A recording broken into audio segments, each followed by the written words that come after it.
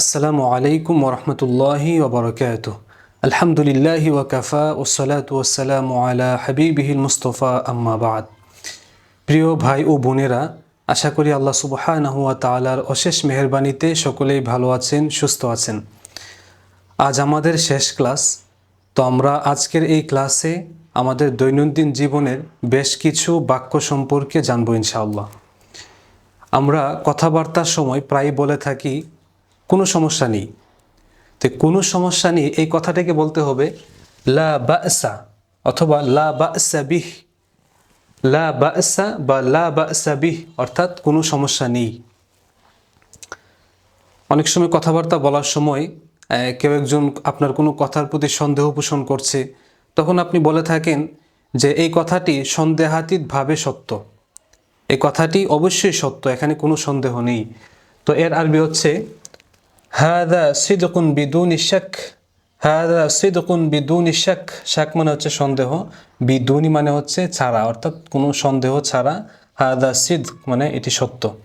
হাদা সিদকুন বিদুনি শাক অর্থাৎ কোনো সন্দেহ ছাড়া, সন্দেহাতীতভাবে এটি সত্য। আমরা অনেক সময় জিজ্ঞাসা করি যে তুমি কি প্রস্তুত? যে কোনো কাজের ক্ষেত্রে হতে পারে, তুমি কি প্রস্তুত? আপনি কি প্রস্তুত? এর আরবি হচ্ছে হাল আনতা মুস্তাঈদ।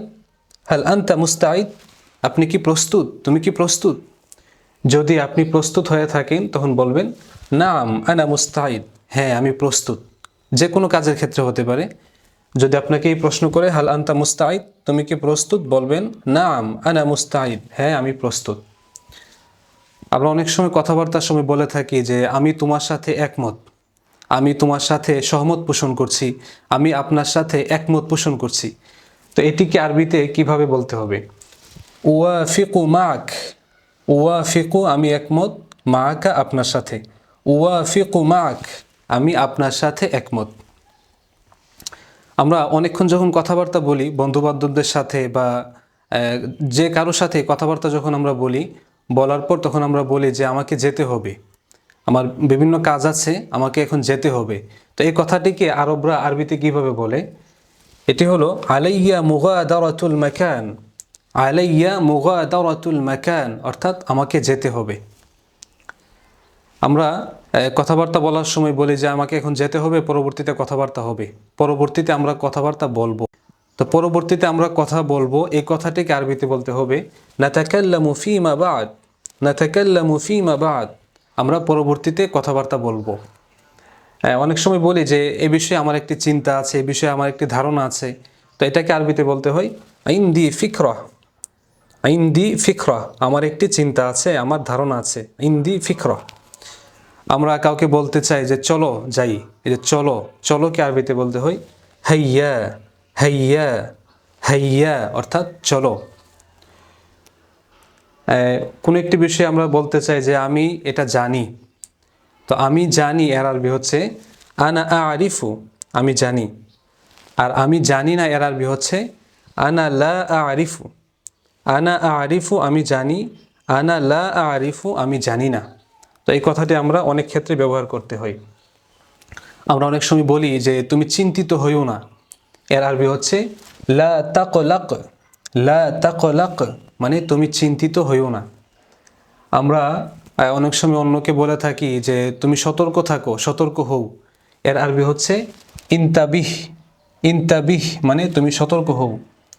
আমরা অনেক সময় বলে থাকি যে এটার অর্থ কি, যে কোনো একটি বিষয়ের ক্ষেত্রে যে এটার অর্থ কি, এর আরবি হচ্ছে মা মা'না হাদা, এর অর্থ কি? কোনো একটি বিষয় আমি বুঝতে পারছি না, তো জিজ্ঞাসা করলাম এটার অর্থ কি? এর আরবি হচ্ছে মা মা'না হাদা, এর অর্থ কি? আমরা অনেক সময় অন্যের কাছে তার মোবাইল নাম্বার চেয়ে থাকি, নাম্বার চেয়ে থাকি। তো আমি বললাম যে অনুগ্রহপূর্বক আপনার নাম্বার দিন, এর আরবি হচ্ছে আ'তিনি রাকামাকা মিন ফাদলিক। আ'তিনি রাকামাকা মিন ফাদলিক লাইসা লাদাইয়া ওয়াক্তুন। আমরা অনেক সময় বলি যে আমার হাতে কোনো সময় নেই, আমার কোনো সময় নেই, আমি খুব ব্যস্ত, আমার কোনো সময় নেই। আমার কোনো সময় নেই এর আরবি হচ্ছে লাইসা লাদাইয়া ওয়াক্তুন, আমার কাছে কোনো সময় নেই। লাইসা লাদাইয়া ওয়াক্তুন, আমার কাছে কোনো সময় নেই। আমরা অন্যকে বলে থাকি যে বসো বা আপনি বসুন, এর আরবি হচ্ছে ইজলিস। একজন মানুষ দাঁড়ানো আছে, আপনি বললেন মিন ফাদলিকা ইজলিস, মিন ফাদলিক ইজলিস, অনুগ্রহপূর্বক বসুন। তো এই ইজলিস অর্থাৎ বসুন। আমি যদি কাউকে বলতে চাই যে আপনি দাঁড়ান, এর আরবি হচ্ছে কুম, বা তুমি দাঁড়াও, এর আরবি হচ্ছে কুম। এখন আমি যদি বলি মিন ফাদলিকা ইজলিস, তখন অর্থ হবে অনুগ্রহপূর্বক আপনি বসুন। মিন ফাদলিকা কুম, অনুগ্রহপূর্বক আপনি দাঁড়ান। তাহলে মিন ফাদলিক ইজলিস, অনুগ্রহপূর্বক আপনি বসুন। মিন ফাদলিক কুম, অনুগ্রহপূর্বক আপনি দাঁড়ান। তো আমরা আজকে এখানে যেগুলো পড়লাম, এই কথাবার্তাগুলো আমাদের দৈনন্দিন জীবনে প্র্যাকটিসে আনতে হবে, চর্চায় আনতে হবে। যখন আমি একজনকে বলতে চাইবো বসুন, এটাকে আমাকে আরবিতে বলতে হবে ইজলিস। দাঁড়ানোর কথা বলতে চাইলে বলতে হবে কুম। এভাবে আরবিতে আমাদেরকে চর্চা করতে হবে। তো প্রিয় ভাই ও বোনেরা, আপনারা দীর্ঘদিন যাবৎ আমাদের সাথে ছিলেন, আমাদের ক্লাসে অংশগ্রহণ করেছেন। আশা করি আরবি ভাষা সম্পর্কে ভালো জ্ঞান অর্জন করতে পেরেছেন। তো এই বিষয়গুলো আমাদেরকে চর্চায় রাখতে হবে। যত বেশি চর্চা করবেন তত বেশি আপনার দক্ষতা বাড়তেই থাকবে। আর চর্চা কমে গেলে আরবি ভাষার প্রতি দুর্বলতা আপনার বাড়তে থাকবে। আপনাদের প্রতি শুভকামনা রইল। আপনাদের সুস্বাস্থ্য ও দীর্ঘায়ু কামনা করে আপনাদের কাছে দোয়া চেয়ে এখানেই বিদায় নিচ্ছি। আসসালামু আলাইকুম ওয়া রাহমাতুল্লাহি ওয়া বারাকাতুহু।